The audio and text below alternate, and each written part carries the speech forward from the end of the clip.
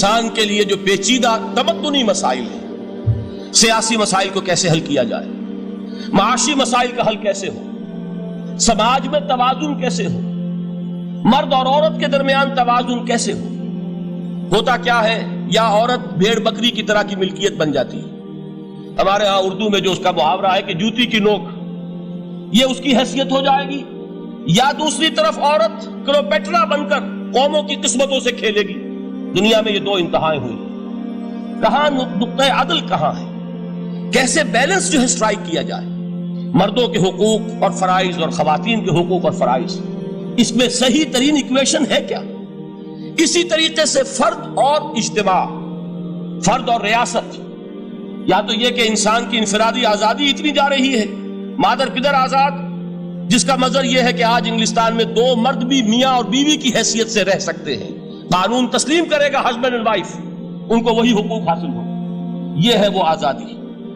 اور یا پھر یہ ہے کہ جو روس میں ہے یا دوسرے ممالک میں ہے کہ آزادی بالکل ختم، اور معلوم ہوا کہ ایک ٹوٹلیٹیرین سوسائٹی، مستبدانہ نظام، ان کے درمیان نقطہ عدل کہاں ہے؟ اسی طرح سرمایہ اور محنت، اگر ذرا سا سرمایہ کو چھوٹ ملتی ہے وہ مزدور کا خون چوستا ہے اور اس کا حق اس کو نہیں دیتا۔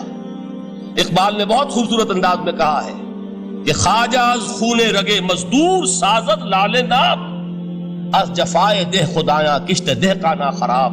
انقلاب انقلاب ہے انقلاب۔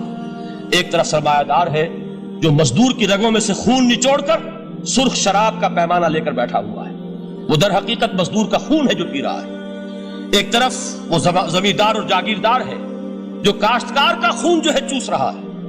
تو یہ انتہا ہے، اور یا یہ ہے کہ اگر ذرا آپ مزدور کو یا اس کارکن کو تھوڑا تحفظ دیجئے تو وہ کام نہیں کرتا۔ ہمارے ہاں پچھلے دور میں یہی ہوا تھا، میں یہ برملا کہتا ہوں، آج بھی آپ کے سامنے کہہ رہا ہوں کہ بھٹو نے واقعہ یہ بہت بڑا کارنامہ سر انجام دیا تھا۔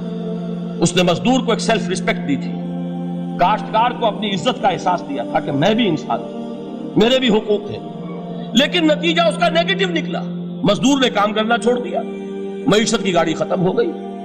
وہ چیز کہ جو متوازن ہو، جس میں مزدور کو اس کا حق مل رہا ہو اور پسینہ خشک ہونے سے پہلے اس کی جائز مزدوری اس کو مل گئی ہو، جس میں کہ انسان کسی سرمایہ دار کی رعیت بن کر نہ رہ جائے۔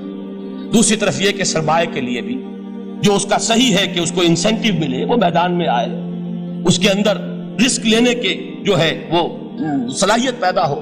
ان دونوں چیزوں کو کیسے متوازن کیا جائے؟ واقعہ یہ ہے کہ یہ ہے وہ پیچیدہ مسائل جن کا حل قرآن میں ہے۔ ہماری بدقسمتی کیا ہے کہ ہم نے خود ان چیزوں کے لیے دوسروں کے سامنے جھولی پساری ہوئی، ہم دوسروں سے بھیک مانگ رہے ہیں۔ ہمارا حال کیا ہوا تھا اس صدی کے شروع میں؟ مصطفیٰ کمال پاشا نے جب ترکی میں اسلام کے آئلی قوانین بھی منسوخ کیے، نوٹ کیجئے اس کو، یہ اسی صدی کے وہ صدمے ہیں جو ہم نے اٹھائے ہوئے ہیں۔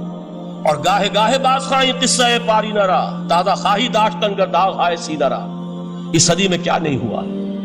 عربوں کی ریوولٹ ترکوں کے خلاف، ان کے پیٹھ میں جو خنجر گھونپا، اور ایک انگریز، ایک کرنل لارنس کی وہ ساری شرارت، اس کے نتیجے میں ایک عظیم مملکت عثمانیہ، سلطنت عثمانیہ، دی گریٹ آٹومان امپائر، اس کے چیتڑے اڑ گئے۔ اور اس کے بعد وعدے کیے تھے عربوں سے کہ ہم تمہیں حکومت دیں گے، ہوا کیا کہ ان کے چھوٹے چھوٹے ٹکڑے کیے اور تقسیم کر لیے۔ مغربی سامراج کا دور شروع ہو گیا۔ اس کا ایک رد عمل مصطفیٰ کمال پر اس درجے شدید ہوا، اس نے ہر چیز جس کا تعلق عربوں سے تھا اس کو ختم کر دیا، ملک بدر کر دیا۔ عربی میں اذان نہیں ہوگی، عربی میں نماز نہیں پڑھی جائے گی، اور اسی کے ضمن میں یہاں تک گیا کہ فیملی لاز بھی، رومن لاز جو ہے وہ نافذ کیے۔ تو یورپ کے اخبارات نے اس وقت یہ طنز کیا تھا مسلمانوں پر، یہ مسلمان عجیب قوم ہے، کہتے یہ ہے کہ ہمارے پاس دنیا کا بہترین ضابطہ ہے، بہترین قانون ہے، ہمارے قانون سے بہتر کسی کا قانون نہیں، اور حال یہ ہے کہ فیملی لاز کے لیے بھی یہ ہم سے بھیک مانگ رہے ہیں، ہم سے وہ قوانین لے کر اپنے ہاں نافذ کر رہے ہیں۔ آج بدقسمتی سے اکثر و بیشتر مسلمان ممالک کا حال یہی ہے، آج ہم ان سے بھیک مانگ رہے ہیں، کہیں جمہوریت کی بھیک ہے، کہیں سوشلزم کی بھیک ہے، کہیں کسی اور سماجی نظام کی بھیک ہے، کہیں مرد اور عورت کی کامل مساوات کا ایک نظریہ ہے، شانہ بشانہ چلنے والا فلسفہ ہے، جو خالص مغرب کی تہذیب کی ایک بھیک ہے جو مانگی جا رہی ہے. کاش کہ آج قرآن کے اس اصل اعجاز کی طرف، جو اس کا اصل معجزہ اس دور کے لیے، میں نے عرض کیا کہ اعجاز قرآنی کا وہ معجزہ کہ وہ فصاحت اور بلاغت کی معراج ہے، وہ یا تو اپریشیٹ کر سکتے اہل عرب، اور اہل عرب میں سے بھی حقیقت میں وہ جو قدیم جاہلی شاعری کے جاننے والے ہیں جو بہت کم رہ گئے اب، وہ جان سکتے ہیں کہ جب قرآن نازل ہوا تو کیوں زبانیں گنگ ہو گئی تھی، کیوں کوئی ایک شخص جھوٹ موٹ کو بھی مدعی بن کر نہیں آ سکا کہ یہ میں نے قرآن کی جیسی ایک کتاب یا قرآن جیسی ایک سورت یا قرآن کی طرح کے چند جملے میں نے موضوع کر دیے ہیں. لیکن دوسرا پہلو ہے فکر اور فلسفہ، اس کے اعتبار سے جس کا سب سے بڑا ثبوت اس دور میں علامہ اقبال ہے. اور تیسرا پہلو ہے Islamic social sciences, political science, economics, sociology. اس میں جو کچھ قرآن نے دیا ہے، جو آج بھی انسان کی رہنمائی کے لیے بہترین نظام ہے، اس نظام کو ہم سمجھیں، اسے دنیا کے سامنے پیش کریں، تب در حقیقت قرآن مجید کا اعجاز سامنے آئے. یہ دو پہلو تو میں نے وہ عرض کیے ہیں کہ جو کسی غیر مسلم کو بھی نظر آئیں گے. قرآن کا پریزروڈ ہونا، اس کی انٹیگریٹی، اوتھینٹسٹی، یہ چیزیں وہ ہے کہ جو سب نے مانی. قرآن کے ذریعے تاریخ انسانی کا عظیم ترین انقلاب برپا ہونا، یہ وہ بات ہے کہ جو کسی اندھے کو بھی دیکھنی پڑتی ہے.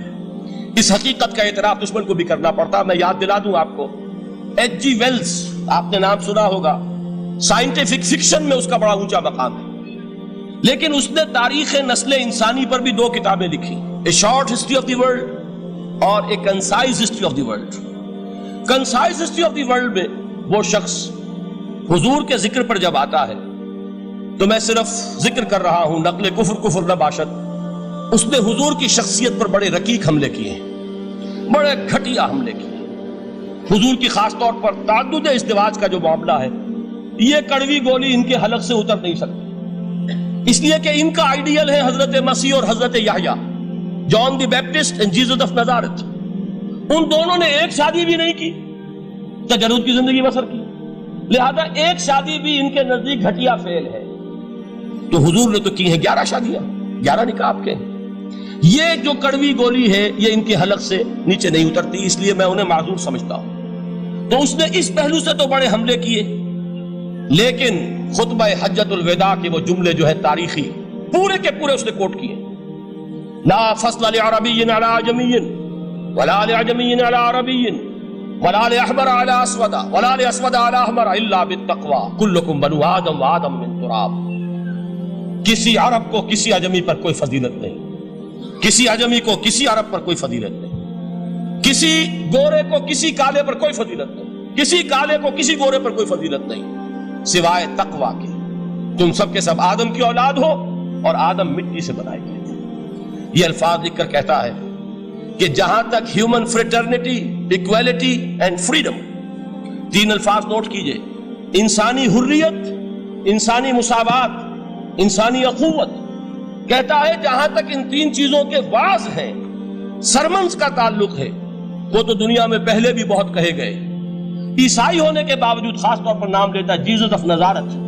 سرمنز تو حضرت مسیح کے ہاں بھی بہت مل جائیں گے کہ تمام انسان برابر ہیں، سب کو بھائی بھائی ہونا چاہیے، سب انسان آزاد ہیں، تمیز بندہ و آقا فساد آدمیت ہے.